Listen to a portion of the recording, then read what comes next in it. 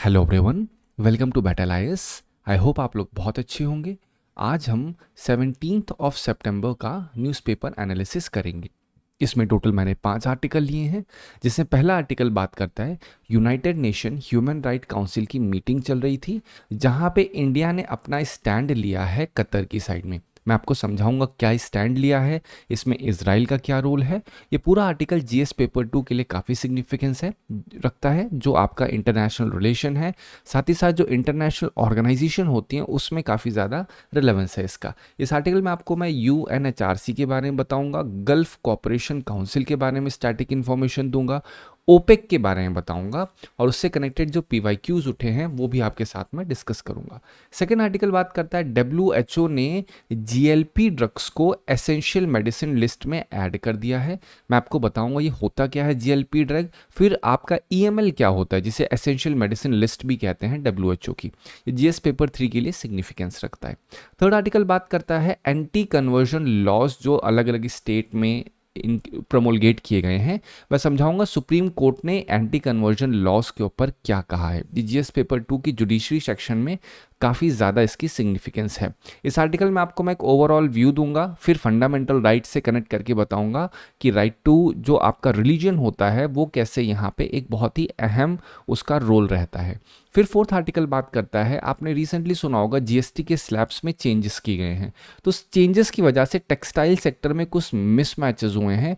मैं आपको मिसमैच समझाऊंगा, लेकिन उस मिसमैच में कुछ टर्म्स यूज हुए हैं, जैसे पीईटी का यूज हुआ है, फिर यहाँ पे मैन मेड फाइबर एमएमएफ का यूज हुआ है। ये सारी चीज़ें आपके साथ में डिस्कस करूंगा।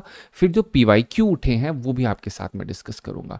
लास्ट आर्टिकल बात करता है गोंड ट्राइब के ऊपर। यहाँ पे बहुत ज़्यादा कुछ नहीं है, सिंपल एक फेस्टिवल है जो सेलिब्रेट किया जा रहा है गोंड ट्राइब में।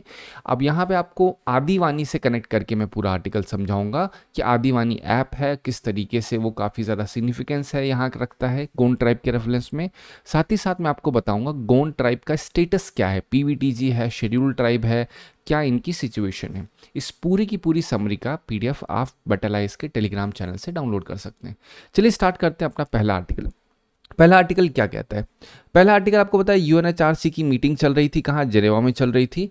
और इसी के पहले क्या हुआ, सितंबर 9 को इजराइल ने दोहा में बॉम्बार्डमेंट किया था, और जिससे क्या हुआ, जो कतर है उसकी सॉवरेनिटी वॉयलेट हुई थी। तो कतर ने कहा भाई साहब हम पूरा राइट रिजर्व करते हैं रिस्पॉन्ड करने का, क्योंकि इंटरनेशनल लॉ भी यही कहता है अगर कभी भी किसी की सॉवरेनिटी के ऊपर अटैक होगा तो वो अपने आप को डिफेंड करने के लिए वॉयलेशन या डिफेंड करने के लिए वॉयलेंट हो सकता है। ठीक है, तो कतर ने इस चीज़ को कहीं ना कहीं कनेक्ट करके ये अपना स्टैंड लिया। अब उसी में इंडिया ने भी अपना स्टैंड लिया। इंडिया की तरफ से ये बात आई कि भैया हम इस अटैक को पूरी तरीके से कंडेम करते हैं, साथ ही साथ डीप कंसर्न भी जताया कि इसका इम्पैक्ट रीजनल सिक्योरिटी पे भी हो सकता है, और कहा कि भैया कतर की सॉवरेनिटी को हमें रेस्पेक्ट करना होगा। अब बोलो सर इसका रेलेवेंस क्या है? रेलेवेंस इसका ये है क्योंकि ये ऐसे समय पे हो रहा है जब जियोपॉलिटिक्स ऑलरेडी बहुत ज़्यादा कॉन्फ्लिक्ट में चल रही है। अगर आप थोड़ा सा बात करोगे रशिया यूक्रेन, वहाँ भी कॉन्फ्लिक्ट चल रहा है। अगर आप बात करो अफ्रीका, वहाँ पे भी कॉन्फ्लिक्ट चल रहा है। कहाँ पे कॉन्फ्लिक्ट चल रहा है? अगर आप याद करो कॉन्गो के एरिया में कॉन्फ्लिक्ट है, जहाँ M23 ग्रुप के बारे में मैंने आपको समझाया। रशिया यूक्रेन का आप देख ही रहे हो। फिर पोलैंड का आपने देखा जहाँ पे ड्रोन्स के अटैक हुए थे। अगेन रशिया ने उस चीज़ को बोल दिया भैया ये ड्रोन्स का अटैक नहीं था, ये एक एक्सरसाइज चल रही थी। फिर जब आपका नेटो किस तरीके से अपना स्टैंड ले रहा है साथ, तो ना केवल आपका जियोपॉलिटिक्स बल्कि जो इंटरनल सिचुएशन है इकोनॉमिक पर्सपेक्टिव से वो भी बहुत ज़्यादा ख़राब हो रखी है इस समय पे। तो उस समय पे ये चीज़ ज़रूरी हो जाती है हमारे लिए जानना कि ये यूएनएचआरसी है क्या आखिर में। तो अगर मैं आपको यूएनएचआरसी के बारे में बताऊं तो 2006 में इसका एस्टेब्लिशमेंट हुआ था। United nation human right commission को रिप्लेस करके आपका ये काउंसिल बनाई गई थी। इसका हेडक्वार्टर जेनेवा स्विट्जरलैंड में है। 47 मेंबर स्टेट्स हैं जनरली। साथ ही साथ इसका मैंडेट देखा जाए तो जो ह्यूमन राइट्स होते हैं उसको प्रोटेक्ट करना ग्लोबली, जो वायलेशंस होते हैं ह्यूमन राइट के उनका भी एड्रेस करना इसका एक ऑब्जेक्टिव होता है। ये रिकमेंडेशन जनरली देती है। अगर इंटरनेशनल लेवल पे United nation human right council है तो नेशनल लेवल पे क्या होता है? नेशनल लेवल पे नेशनल ह्यूमन राइट कमीशन होती है। इससे भी क्वेश्चन आया हुआ है, आप एनएचआरसी पीवाईक्यू लिखेंगे आपको दिख जाएगा। तो ये दोनों चीजें कहीं ना कहीं एक अपने में एक इंटरकनेक्टिविटी रखती हैं, तो आपको दोनों चीज़ें पता होनी चाहिए। सेकंड चीज़ में आपको पता होना चाहिए गल्फ कोऑपरेशन काउंसिल के बारे में। ये क्या है? ये रियाद सऊदी अरेबिया में एस्टेब्लिश किया था 1981 में। 6 कंट्रीज इसके मेंबर है, Saudi, UAE, Qatar, Kuwait, Bahrain और ओमान। इसका पर्पस क्या है? इसका पर्पस है पॉलिटिकल और इकोनॉमिक अलायंस है ये, जो कोऑपरेट करता है सिक्योरिटी, ट्रेड और कल्चर में। अगर आप देखोगे अटैक कहाँ पे? कतर पे, और कतर हिस्सा किसका है? गल्फ कोऑपरेशन काउंसिल का। So there are high chances कि अब जो बाकी देश हैं वो डिस्कार्ड कर सकते हैं या वो भी कुछ ना कुछ स्टेप ले सकते हैं, but we do not know आगे क्या होगा इससा। फिर इसी से कनेक्टेड एक और चीज़, ऑर्गेनाइजेशन, इसका नाम है ओपेक, जो हम कहते हैं ऐसी ऑर्गेनाइजेशन या ऐसी कंट्रीज जो पेट्रोलियम को एक्सपोर्ट करती हैं, इसीलिए इसको कहते हैं organization of petroleum exporting countries. 1960 में इसको फाउंड किया गया था, वीना ऑस्ट्रेलिया में इसका हेडक्वार्टर है। 13 कंट्रीज हैं जनरली, जो कि mainly middle east, Africa, south America की भी कंट्रीज इसमें आती हैं। इनका ऑब्जेक्टिव क्या है? ऑब्जेक्टिव है कोऑर्डिनेट करना, आपस में यूनिफाई करना पेट्रोलियम से कनेक्टेड जो पॉलिसी है, और जो पेट्रोलियम की मार्केट है उसको स्टेबलाइज करना, सिक्योर करना कि भाई साहब जहां से भी पेट्रोलियम का प्रोडक्शन हो रहा है वो सेफली सिक्योरली रहे, उसकी इनकम, जो भी प्रोड्यूसर है उसकी इनकम पूरी तरीके से स्टडी रहे। ये ना हो कि पेट्रोलियम प्राइस आगे ऊपर नीचे हो रहा है तो उसकी इनकम भी इम्पैक्ट हो रही है। फिर इसी में ओपेक प्लस भी है, जो कि 2016 में बना था। ओपेक में क्या, ओपेक प्लस में क्या है? ओपेक तो है ही ओपेक के मेंबर, साथ ही साथ 10 नॉन ओपेक ऑयल प्रोड्यूसर्स भी हैं जिनको इंक्लूड किया गया ओपेक प्लस में। तो कभी आपसे ओपेक प्लस कहा जाए तो आपको समझना है जो ओपेक है, ओपेक के 13 मेंबर्स तो हैं ही, प्लस 10 और नॉन ओपेक मेंबर हैं जो कि ऑयल प्रोड्यूसर्स हैं, ठीक है। साथ ही साथ रशिया, मैक्सिको, कजाकिस्तान ये भी ऐड किए गए। इनका पर्पस क्या है? थोड़ा एक ब्रॉडर लेवल पे अलायंस करना कि चलो हम अपनी सिचुएशन तो सही कर लेंगे कंट्री में, लेकिन जो ओपेक के हैं, लेकिन और भी तो देश है ना जहां ऑयल का प्रोडक्शन होता है, तो वो देश ऐसी की सिचुएशन ना क्रिएट कर दें जिससे पूरी की पूरी जो पेट्रोलियम मार्केट है, क्रूड ऑयल मार्केट है वो निगेटिवली इम्पैक्ट हो जाए, ठीक है। आई होप आपको ये अच्छा खासा आइडिया लग गया होगा। अब मैं आपको दिखाता हूँ यूकेपीसीएस का क्वेश्चन 2016 का। The main emphasis of OPEC is what? तो आप बोलोगे production of petroleum, control over prices of petroleum, B, A and B, और आपका नन ऑफ द अबव। तो आप आसानी से बोल दोगे भैया ओपेक का काम क्या है? तो एक तो पेट्रोलियम का प्रोडक्शन है, क्योंकि ये जो कंट्रीज हैं क्या करती हैं, पेट्रोलियम का तो प्रोडक्शन वाली कंट्रीज हैं। दूसरा है control over prices of petroleum, ये भी है, तो आपका 3 is the right one.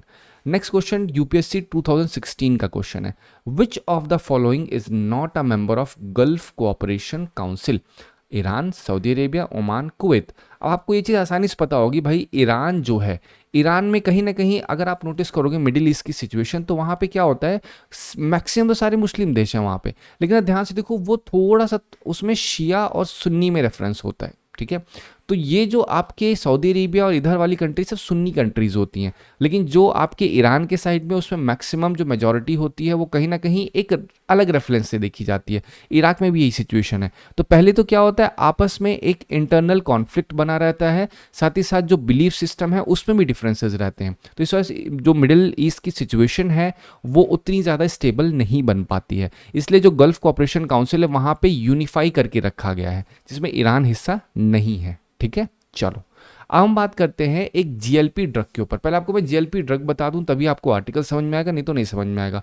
GLP मतलब glucagon like peptide 1 receptor agonist. अब आपको लगेगा सर ये क्या लिखा है, ग्लूकागॉन लाइक पता नहीं क्या क्या, तो मैं कहा छोड़ दो ना, आप डॉक्टर तो हो नहीं और ना ही फिजिशियन हो, तो क्यों इतनी ज़्यादा उसकी डिटेल में जाना है। सिंपल सी भाषा में ये कुछ मेडिसिन हैं, ये टाइप 2 डायबिटीज़ के लिए, ओबेसिटी के लिए, मोटापे के लिए दी जाती हैं। जो इसका ऑब्जेक्टिव क्या है कहीं भी लिख के आया तो उसको जीएलपी मतलब समझ जाओ कोई ना कोई ऑब्जेक्टिव होगा मेडिसिन का, ठीक है। उसकी डिटेल में आपको उसकी पूरी एकदम गणित विज्ञान नहीं पढ़ लेना है। तो पहला क्या है, ब्लड शुगर लेवल को लो करने का काम करती है, फिर वेट रिडक्शन का काम करती है, और आपके हार्ट और किडनी को प्रोटेक्ट करती है। कुछ एग्जाम्पल अगर मैं आपको बताऊं, सेमाग्लूटाइड, डूलाग्लूकाइड, लीराग्लूकाइड और tirzepatide. I am not doctor but still I am trying to pronounce for you. आपको ये सब पढ़ना नहीं है, सिर्फ एक बार इसे सर से निगाह से पढ़ लो। कभी कभी मैं कुछ डिफ़िकल्ट टर्म जो साउंड करते हैं वो भी बोल देता हूँ, रीज़न बीइंग इससे आपको थोड़ा बहुत आइडिया लग जाएगा कि किस तरीके से ये सारी चीज़ें रेलेवेंट हो सकती हैं। अब आपको मैंने बता दिया ये क्या है, डायबिटीज़ और ओबेसिटी कंट्रोल करने के लिए होती हैं। टाइप 2 डायबिटीज़ क्या होती है, एक कंडीशन होती है जिसमें बॉडी प्रॉपर तरीके से इंसुलिन नहीं बना पाती है। अगर बॉडी इंसुलिन नहीं बना पाएगी तो क्या होगा, आपके ब्लड में जो शुगर है, जो चीनी है, वो अच्छे तरीके से कम नहीं हो पाएगी। तो इससे क्या, ब्लड शुगर मतलब ब्लड के अंदर चीनी बढ़ गई है। अब चीनी is not that white sugar बढ़ गई है, बट इट्स जस्ट इस सेंस में कहा जाता है जो केमिकल होते हैं वो सारे बढ़ जाते हैं, ठीक है। इसलिए हाई ब्लड शुगर लेवल होता है, उसमें जीएलपी मेडिसिन दी जाती हैं, ठीक है। अब ये मैंने आपको समझा दिया। अब आपको दिमाग में सर ये आपने बताया, लेकिन इसका ऑब्जेक्टिव क्या है, इसका ऑब्जेक्टिव है ये आर्टिकल, ठीक है। अब यहाँ पे क्वेश्चन क्या उठा, क्वेश्चन से ज़्यादा ये आर्टिकल है WHO वर्ल्ड हेल्थ ऑर्गेनाइजेशन ने GLP-1 के जो ड्रग्स हैं उनको एसेंशियल मेडिसिन लिस्ट में डाल दिया है। तो WHO अपनी एक लिस्ट निकालता है, एसेंशियल मेडिसिन लिस्ट, जिसमें वो बहुत ही एसेंशियल ड्रग्स जो होते हैं उनको डालता है। मतलब ये मैक्सिमम कंट्रीज़ में प्रॉब्लम क्रिएट हो रही हैं, डिसीजेस फैल रही हैं, तो उनके लिए एक लिस्ट बनाते हैं, भाई ये बहुत ज़रूरी हैं। तो उन्होंने अपना मॉडल लिस्ट को क्या किया, अपडेट कर दिया है, जिसमें इन सबको ऐड किया है। इसका सिग्निफिकेंस क्या होगा, सिग्निफिकेंस ये होगा जो टाइप 2 डायबिटीज़ के लिए जनरली बोलते हैं ना मेडिसिन चाहिए होती है, तो वहाँ पे इन सारे ड्रग्स का यूज़ अब बढ़ेगा। और बढ़ेगा क्यों, क्योंकि WHO को लगा कि भाई ये जो मेडिसिन हैं इससे फ़ायदा हो सकता है, इस वजह से उन्होंने ऐड किया है, ठीक है। इससे glucose control, weight loss, obesity management में काफ़ी ज़्यादा मदद मिलेगी। अब अगर ग्लोबल रिकॉग्निशन मिला है तो उससे क्या होगा, उससे कहीं ना कहीं जो बाकी चीज़ें हैं वो भी इम्पैक्ट होंगी, क्योंकि WHO किसी चीज़ को बोल रहा है और आपको पता है कि जो आपके ओबेसिटी के पेशेंट्स होते हैं या डायबिटीज़ के पेशेंट होते हैं उसको कोई दवा नहीं बनी है, उसमें बस ये भैया आप शुगर कम खाओ और उसमें आप सिंपल एक प्रिकॉशनरी मेजर्स लेते रहो, दवा तो चलती रहती है लोगों की, ठीक है, डिपेंडिंग ऑन कौन सी डायबिटीज़ है उनको। तो ये अगर एसेंशियल मेडिसिन लिस्ट में डाला है WHO ने, तो इसका इम्पैक्ट यही पड़ेगा कि अब ग्लोबल लेवल पे हाई चांसेस हैं कि ये सारी चीज़ें जो डिसीज़ बर्डन है वो थोड़ा बहुत कम हो। क्यों, क्योंकि ग्लोबल हेल्थ चैलेंज बहुत ज़्यादा है। 800 मिलियन लोग जो हैं वो डायबिटीज़ से ग्रस्त हैं, आधे तो अनट्रीटेड हैं पूरी तरीके से। ओबेसिटी, मोटापे की बात की जाए, 1 billion plus population world wide किससे, ओबेसिटी पे है। अब सोच के देखो, और वर्ल्ड का अगर देखा जाए दोनों की दोनों चीज़ें, जो आपका डायबिटीज़ और जो ओबेसिटी है, ये बहुत बड़ा अर्जेंट हेल्थ इशू है करंट सिचुएशन में। और अभी कंसर्न क्या है, जो मेडिसिन इन दोनों चीज़ों के लिए होती है बहुत ही हाई प्राइसेस वाली होती हैं और एक नॉर्मल इंसान इस चीज़ को अफोर्ड नहीं कर सकता है। साथ ही साथ ये कुछ जो कंसर्न्स भी कहे जा रहे हैं कि इंडिया की तरफ से कि जो WHO ने एसेंशियल मेडिसिन लिस्ट निकाली तो है, लेकिन जो बड़ी बड़ी आपकी टेक फार्मा कंपनीज़ हैं वो इस ड्रग को हाई प्राइसेस से बेचेंगे। उससे क्या होगा, उससे कहीं ना कहीं जो अफोर्डेबिलिटी है और जो उनकी सेविंग्स है लोगों की, वो ज़्यादा जाने के खतरे हैं। तो ये दोनों चीज़ मैंने इश्यूज, कंसर्न्स दोनों आपको मैंने एक साथ समझा दिए, ठीक है। चलो अब मैं आपको बताता हूँ कि WHO ने ये इंक्लूड क्यों किया EML में। आपको वो ऑलरेडी मैंने बताया, लेकिन यहाँ पर्टिकुलर इसलिए लिख रहा हूँ जिससे आपके पास एक आइडिया रहे कि आपको आंसर राइटिंग कैसे करनी है, ठीक है। तो अब पहला रीज़न ये है कि ग्लोबल बर्डन बहुत ज़्यादा है, साथ ही साथ एक स्ट्रॉन्ग साइंटिफिक एविडेंस मिला है कि GLP ड्रग से ब्लड शुगर लेवल लो होता है, वेट लो होता है, साथ ही साथ जो आपकी हार्ट और किडनी की हेल्थ है वो भी इंप्रूव होती है। इस वजह से WHO ने इसको प्रॉपर लिस्ट बनाई और लिस्ट बना करके उसको एसेंशियल मेडिसिन लिस्ट में डाल दिया है। साथ ही साथ अब अगर रिकॉग्निशन ये चीज़ देखी जाए तो करंट जो ट्रीटमेंट है उसमें बहुत सारे गैप्स हैं, मतलब कोई पर्टिकुलर मेडिसिन है ही नहीं। तो ये एक बहुत बड़ा रीज़न है जिस वजह से WHO ने इसको किया है। साथ ही साथ लोअर प्राइस को पुश करना, लोगों के पास वाइडर एक्सेस हो सके, हर एक स्ट्रेटा के जो लोग हैं उनके पास एक्सेस होना चाहिए, ये भी एक रीज़न है जिसकी वजह से WHO ने इसको इंक्लूड किया EML में, ठीक है। अब यहाँ पे इम्पैक्ट क्या हो सकता है, पॉजिटिव नेगेटिव दोनों इम्पैक्ट हो सकता है।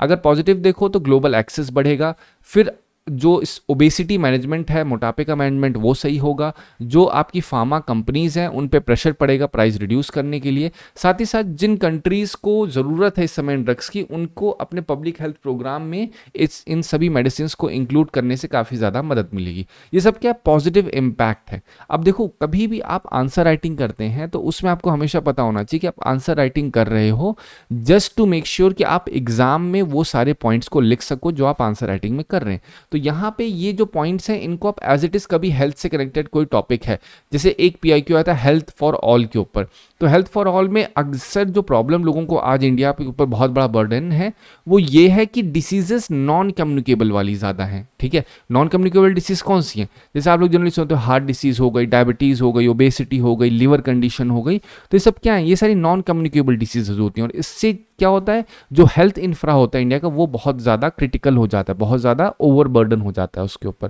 तो ये छोटे छोटे मूव्स जो हैं वो एक ब्राइटर डायरेक्शन में इंडिया के पूरे हेल्थ इंफ्रा को ले जा सकते हैं। चैलेंजेस क्या है? अभी बहुत कॉस्टली है, लो कॉस्ट एसेंशियल मेडिसिन को इग्नोर कहीं ना कहीं हो सकता है इसमें, साथ ही साथ नेशनल और जो प्राइसिंग पॉलिसी है एक देश की उस पर बहुत ज़्यादा निर्भर करेगा इन GLP-1 मेडिसिन का इम्प्लीमेंटेशन। अगर प्राइसिंग गवर्नमेंट सब्सिडी दी तो इसका इम्प्लीमेंटेशन होगा, लेकिन अगर एक डायबिटीज़ की मेडिसिन 10 रुपए की मिल रही है और ये भाई साहब 100 रुपए बेचेंगे तो ऑब्वियस सी बात है 10 वाली ही ज़्यादा मिलेगी।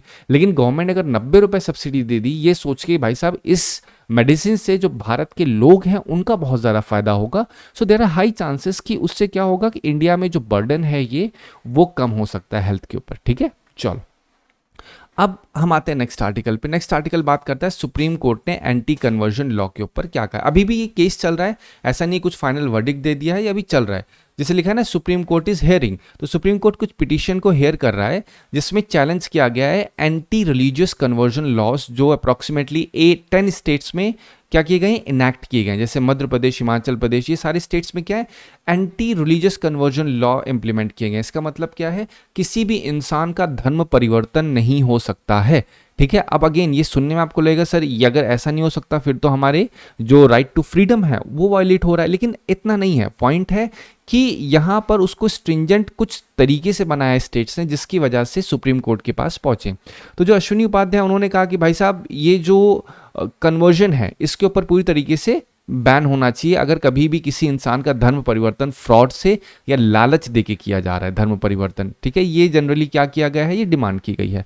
सुप्रीम कोर्ट का कंसर्न ये है कि भाई साहब अगर कौन इस चीज़ को डिसाइड करेगा कि भैया एक शादी अगर हुई है तो वो शादी की गई है धोखे से की गई है, सिर्फ उस शादी का उद्देश्य ये था धर्म परिवर्तन करना, ये शादी के पीछे भावनाएं भी छुपी थी। तो सुप्रीम कोर्ट ने क्वेश्चन पूछा कि भैया कौन डिसाइड करेगा। अब इसका कोई जवाब नहीं है, चल रहा है केसेस में। ठीक है, सुप्रीम कोर्ट ने ये भी रिमाइंड किया भाई हमारा काम सिर्फ और सिर्फ कॉन्स्टिट्यूशनैलिटी को एग्जामिन करना है। सुप्रीम कोर्ट का काम कोई भी लॉ या अधिनियम नियम बनाना नहीं है, वो सारा काम पार्लियामेंट का है। हम सिर्फ ये देखेंगे कि पार्लियामेंट ने अगर कोई लॉ बनाया है तो सही है, गलत है, किस हद तक सही है, ये सारी चीज़ काम है सुप्रीम कोर्ट का। इसमें अब क्या है, जो एनजीओ है, एनजीओ के और जो डिफरेंट एडवोकेट्स हैं उनका ये कहना है कि भाई साहब अगर इतना ज़्यादा स्ट्रिक्टली इन स्टेट्स में इसको फॉलो किया जाएगा तो उससे क्या होगा, जो फ्रीडम ऑफ फेथ है, मैरिज है एंड चॉइस है अंडर आर्टिकल 25 जो गारंटी करता है वो पूरी तरीके से वायलेट हो जाएगा। मेन जो की इशू है इस पूरे के पूरे एंटी कन्वर्जन लॉज जो इंप्लीमेंट हुए उसमें यह है कि अगर दो लोगों ने शादी कर रखी है तो उसमें थर्ड पार्टी को लगता है कि ये शादी सही नहीं है, अगेंस्ट इंटरफेथ हो रखी है, तो वो लोग कंप्लेन कर सकते हैं। पनिशमेंट बहुत हार्श है, 20 साल तक पनिशमेंट है। अगर कुछ जेन्युइन मैरिजेस भी होंगी तो उन मैरिजेस को भी पूरी तरीके से मतलब हाई चांसेस हैं कि उनके ऊपर पेनल्टी लग सकती है। फिर यहाँ पे कोई प्रूफ जनरली नहीं एग्जिस्ट करता है जब कि किस तरीके से डिसाइड किया जाए। फिर बेल कंडीशन बहुत ज़्यादा स्ट्रिक्ट है इसके अंदर। तो इस वजह से सुप्रीम कोर्ट इन चीज़ को कहीं ना कहीं बहुत अच्छे से यूनिक तरीके से उसे देखना पड़ेगा कि क्योंकि स्टेट ने लॉ पास कर दिया है, ये तो पिटीशन फाइल की जा रही है, तो जो जुडिशरी है वो काम करेगी बैलेंसिंग का। कैसे बैलेंस करेगा, जो डिमांड की गई है यहाँ से किस तरफ से जो पिटीशन डाला गया है, दूसरी जहाँ पे जो स्टेट ने चेंजेस किए, इन दोनों का बैलेंस करना बहुत ज़्यादा ज़रूरी है। ठीक है, चलो अब मैं आपको आर्टिकल 25 to 28 जो है हमारे इंडियन कॉन्स्टिट्यूशन का, अगर उसके बारे में थोड़ा सा बताऊं तो आर्टिकल 25 कहता है फ्रीडम ऑफ कंसाइंस, कि एक इंसान के पास बोले ना उसके पास पूरी आज़ादी है अंदर से कि कोई भी धर्म को प्रोफेस कर सकता है, प्रैक्टिस कर सकता है और उसका प्रचार कर सकता है। 26 कहता है कि जिस भी धर्म को मानता है उस धर्म के जितने भी रीति रिवाज हैं उनको वो पूरी फ्रीडम के साथ मैनेज कर सकता है। और मैनेज करने के लिए उसे क्या करना होगा, कोई मंदिर बनाना होगा, कोई इंस्टीट्यूशन बनाना है, उसकी आज़ादी देता है। 27 कोई भी टैक्सेस नहीं लगेंगे किसी भी धर्म की संस्थाओं पे। ठीक है। इसीलिए आप लोग देखते होगे जो बड़े बड़े टेम्पल्स हैं, इस्कॉन हो गए या और जो बड़े बड़े धर्म संस्थाएं, वो सब पूरी तरीके से टैक्स फ्री हैं। आर्टिकल 28 क्या कहता है, कोई भी रिलीजियस इंस्ट्रक्शन किसी गवर्नमेंट एजुकेशनल इंस्टीट्यूशन में नहीं दिए जाएंगे। अगर कोई ऐसा स्कूल है जो कि गवर्नमेंट के द्वारा फंड किया जा रहा है, वहाँ कोई भी धर्म का प्रचार नहीं किया जाएगा। तो ये आर्टिकल 25, 26, 27, 28 मैंने आपको समझा दिया है। लेकिन इन सब के ऊपर एक रीजनेबल रेस्ट्रिक्शंस ये है, एक पब्लिक ऑर्डर, मोरालिटी, हेल्थ और डिफरेंट फंडामेंटल राइट्स। तो यहाँ पे जो स्टेट्स ने एंटी कन्वर्जन लॉ लाया है वो क्या किया है पता है उन्होंने उन पॉइंट्स को पिक किया है जो पॉइंट्स एक वैक्यूम में थे। जैसे उन्होंने सोचा पब्लिक ऑर्डर को सोचा कैसे खराब हो सकता है, अगर दो लोग शादी करेंगे और उसमें एक धर्म का परिवर्तन होगा, कल को अगर कोई केस हो जाता है क्रिमिनल तो इससे पब्लिक ऑर्डर खराब होगा। तो इस तरीके से उन्होंने रीजनेबल रेस्ट्रिक्शन लगाने की कोशिश की है जिससे वॉयलेट भी ना हो और काम भी हो जाए। ठीक है, चलो अब हम इससे कनेक्टेड क्वेश्चन जो आया था यूपीएससी 2020 में क्वेश्चन आया था, which one of the following categories of fundamental rights incorporates protection against untouchability as form of discrimination. अब देखो वो फ्रीडम के ऊपर था लेकिन अनटचेबिलिटी के ऊपर सवाल है, तो आप बता सकते हो exploitation, right to freedom, constitutional remedies, right to equality. अब ये आपका काम है, आपको खुद से करना है। राइट टू फ्रीडम, ये क्वेश्चन इससे कनेक्टेड कितने क्वेश्चंस आए कल ही मैंने डिस्कस किया। Right to exploit, right against exploitation, ये भी डिस्कस किया है। Constitutional remedies article 32, article 226 high court का ये भी डिस्कस किया है। राइट टू इक्वालिटी, अब आपको पता होना चाहिए राइट टू इक्वालिटी 14 से 18 अगर आप याद करोगे तो आपको अच्छे से आ जाएगा। ठीक है, चलो फिर आपका WB जो आपका वेस्ट बंगाल PCS है वहां पे क्वेश्चन आया था, which article provide right to religion. आप बोल दोगे आर्टिकल 25 to 28। ठीक है, चलो अब हम देखते हैं MMF सेक्टर के बारे में। अब इसके बारे में बहुत ही देखो छोटा सा आर्टिकल है लेकिन मैं इन शॉर्ट बताता हूँ। हो क्या रहा है, मान लेते हैं कि एक फाइनल प्रोडक्ट बन गया। ठीक है, मान लेते हैं ये एक बैग बना है, अभी के लिए आसान सी भाषा में बता रहा हूँ। बैग पे GST लग रहा है 5%, मान लो अभी के लिए। अब बैग किससे बना है, बैग बना होगा मटेरियल से, मान लेते हैं वो बना हुआ है उसमें पॉलीथीन का यूज़ हुआ है, पॉलीथीन फाइबर जो पन्नी के धागे होते हैं वो लगे हैं, साथ ही साथ उसमें और डिफरेंट टाइप के धागे लगे हुए हैं, थ्रेड लगे हैं। तो अभी इन पे जो GST लगा ये 18% है। ठीक, मतलब रॉ मटेरियल पे 18% GST लग रहा है, बैग के ऊपर 5% लग रहा है। तो ये क्या दिखा रहा है, ये दिखा रहा है कि देयर आर सर्टेन मिसमैच, और ये मिसमैच को कैसे सही किया जा सकता है। तो ये आर्टिकल ही देखो क्या लिखा है, MMF sector demands lower GST on raw material, क्योंकि इन्होंने फाइनल गुड के ऊपर तो लगा रखा है 5%, लेकिन जो आपके रॉ मटेरियल है उस पर कम लगाने की वजह से क्या होता है, इन्वर्टेड ड्यूटी स्ट्रक्चर हो जाता है। मतलब जो फ्रंट वाली चीज़ है उस पर कम लग रहा है, जो बैक एंड से चीज़ आ रही है पूरी तरीके से उल्टा कर दिया मामला। इससे क्या हो रहा है, जो रिफंड होते हैं, जो इनपुट टैक्स क्रेडिट होता है वो डिले हो जाता है, फंड में ब्लॉकेज होता है, साथ ही साथ जो MSME होती हैं उनको काफ़ी प्रॉब्लम फेस करनी पड़ती है। ठीक, अब अगेन मैंने आपको एक सिंपल बेसिक फॉर्मेट बताया, GST के ऊपर सवाल आया हुआ है, एग्जैक्टली GST क्या है, GST किस तरीके से इंप्लीमेंट की गई, ये article as it is PYQ आया हुआ है। ठीक है, आप डालेंगे तो आपको दिख जाएगा। अब यहाँ पे कुछ वर्ड्स यूज हुआ है, जैसे आपको दिखा है MEG, PET, PTA, तो ये क्या है। तो देखो पहली चीज़ तो PET का मतलब क्या होता है, ये सब प्लास्टिक होते हैं जो बॉटल पैकेजिंग और फाइबर बनाने के लिए किए जाते हैं। PTA मतलब क्या होता है, प्यूरिफाइड टेरीफिथैलिक एसिड, ये क्या होता है, ये रॉ मटेरियल होते हैं जो पेट और पॉलिस्टर में यूज किए जाते हैं। मैग मतलब मोनोइथिलीन ग्लाइकोल, ये भी एक रॉ मटेरियल होते हैं जिनको पेट और पॉलिस्टर के लिए यूज किया जाता है। ये स्ट्रेंथ और फ्लेक्सिबिलिटी देते हैं। मैन मेड फाइबर आपको ऑलरेडी पता है, ये सिंथेटिक भी हो सकते हैं और आपका नेचुरल भी हो सकते हैं जनरली। ठीक है, चलो अब यहाँ पे कार्बन फाइबर क्या है, कार्बन फाइबर मतलब ये स्ट्रॉन्ग फाइबर्स होते हैं, लाइट वेट होते हैं, जो कि कार्बन से बनाए जाते हैं। इनको aerospace, car, defence, sport equipment में जनरली यूज किया जाता है। अब देखो यही चीज होती है, आपको ये चीज पता होनी चाहिए कि जब एक देश में अगर किसी भी तरीके से कोई इंपोर्ट कर रहा है, वो देश किसी प्रोडक्ट को कार्बन फाइबर कर रहा है। एक केस आपको याद होगा जब मैंने आपको समझाया था FTA के ऊपर या FATF के ऊपर समझाया था, फाइनेंशियल एक्शन टास्क फोर्स, तो उसको बताया था कि एक शिपमेंट था जो जा रहा था पाकिस्तान और बीच में उसे ब्लॉक किया गया, तो उसमें कुछ कार्बन फाइबर्स मिले, लेकिन कार्बन फाइबर्स की बिलिंग पे दिखाया गया कि जा रहा है स्पोर्ट्स मटेरियल के लिए, लेकिन हाई चांसेस उसे लगे कि इसी कार्बन फाइबर को शो तो कर रहे हैं लेकिन इसका यूज़ कर सकते हैं लोग वेपन बनाने में। ठीक है, तो इस वजह से कार्बन फाइबर बहुत ही ब्रॉड यूज़ होता है, इसका इंडस्ट्रियल यूज़ भी होता है और उसको हाईटेक के लिए भी बहुत ज़्यादा यूज़ किया जाता है। ये बेसिक इन्फॉर्मेशन आपको बस पता हो। देखो लिखा है with reference to polythene the use of which is so widespread in our daily lifes consider the following statement, its fibre can be blended with wool and cotton fibres to enforce their properties. तो ये statement बिल्कुल सही है। अब यहाँ पे second statement अगर देखो तो कंटेनर जो फाइबर से बना हुआ है उसमें आप कोई भी अल्कोहलिक बेवरेजेस यूज कर सकते हो स्टोर करने में। तो अब सोचो प्लास्टिक की बॉटल में अगर अल्कोहलिक बेवरेजेस, अल्कोहल कैसे बनता है, वो तो सड़ा के बनता है, तो सड़ी हुई चीज में ऑलरेडी प्लास्टिक से मिलाओगे तो कहीं ना कहीं क्या होगा, और ज्यादा खराब हो जाएगा, वो उसमें टॉक्सिन्स डेवलप हो जाएंगे। इसीलिए नोटिस करो जो अचार होते हैं किस लिए, ग्लास की बॉटल में रखे जाते हैं, है कि नहीं। तो सेकंड गलत हो जाएगा। आप आंसर यहीं से निकाल सकते हो, यही आपका पहले गलत हो जाएगा। लेकिन अभी यूपीएससी का पैटर्न ये चल रहा है कि वो क्वेश्चंस पूछ रही है किस चीज़ के ऊपर, वो सारे जो कि स्टेटमेंट वाइज हैं। Bottles made of it can be recycled into other products, ये बिल्कुल सही है। Articles made of it can be easily dispose, अब देखो यहाँ पे लिखा है जो प्लास्टिक है उसको आप आसानी से डिस्पोज कर सकते हो, जला सकते हो बिना किसी ग्रीन हाउस गैस एमिशन की। क्या ये सही है? आंसर इज नहीं। तो आप 1 और 3 इज द राइट वन बोल सकते हैं।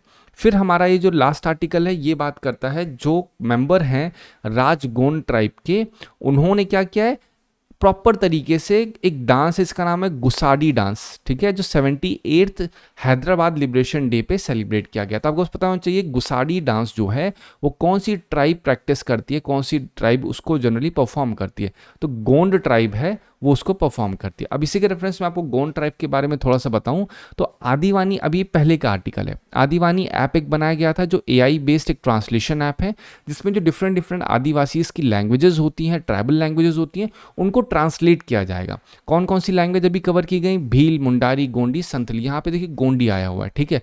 इसको कौन हैंडल करता है? मिनिस्ट्री ऑफ ट्राइबल अफेयर्स इसको हैंडल करता है। IIT दिल्ली, बिट्स पिलानी, सब मिलकर इन्होंने डेवलप किया था। बट आपको सिर्फ मिनिस्टर ऑफ ट्राइबल अफेयर्स पता होना चाहिए। एक चीज हमेशा ध्यान रखिए, जितने भी आर्टिकल हैं, जितने भी, अगर आपको कभी एक बोलते हैं ट्राइबल से कनेक्टेड कोई चीज सुनने में आ रही है तो उसको हमेशा ध्यान रखिए ट्राइबल अफेयर्स होगा, फॉरेस्ट लिखा होगा, फॉरेस्ट ड्वेलर लिखा होगा तो आपको लगेगा नहीं ये तो एनवायरमेंट मिनिस्ट्री देखेगी, नहीं, कहीं ना कहीं वो कनेक्ट करेगा ट्राइबल अफेयर से, ठीक है। चलो, अब जो ट्राइब्स मेंशन थी कौन, भील थी, गोंडी। तो अभी जो आपको मैंने गुसाडी डांस बताया ये गोंडी ट्राइब के रेफरेंस में है, रेलेवेंस में है। अब यहाँ पे कहाँ पे ये जनरली रिसाइड करती है? मध्य प्रदेश, छत्तीसगढ़, महाराष्ट्र, तेलंगाना, उड़ीसा और आंध्र प्रदेश। ये जो ट्राइब्स हैं इनकी कुछ जो गोंड ट्राइब्स के सब ग्रुप्स होते हैं बेटा वो PVTGs में आते हैं, मतलब पर्टिकुलरली वल्नरेबल ट्राइबल ग्रुप्स में आते हैं। अब ये आपको पता होना चाहिए PVTG होता क्या है। आपको पता होगा देभर कमीशन की रिकमेंडेशन के बाद PVTG लाए गए थे। इसी से कनेक्टेड जो क्वेश्चन था वो भी मैंने आपको बताया था। कौन सी ट्राइब्स होंगी जिनको PVTG का स्टेटस मिल सकता है, तो उसके लिए भी मैंने आपको समझाया था। जो पहली कंडीशन है वो ये है कि जो आपके ट्राइबल्स हैं उनकी पॉपुलेशन डिक्लाइन हो रही हो, ये पहली कंडीशन है। दूसरी कंडीशन कहती है कि भाई साहब वो इलिटरेट हों और उनकी जो एग्रीकल्चर टेक है बहुत ही ओल्ड हो। तो कुछ मैंने कंडीशंस आपको समझाई थी जिससे आपको आइडिया लग जाएगा। भील ट्राइब मध्य प्रदेश, महाराष्ट्र में जनरली पाई जाती हैं, ये PVTG की लिस्ट में नहीं आती हैं। मैंने आपको PVTG के बारे में अच्छा खासा समझा दिया है, ये शेड्यूल ट्राइब्स में आती हैं, ठीक है। आई होप आपको इस आर्टिकल से, इस पूरी समरी से मदद मिली होगी। Thank you so much for watching.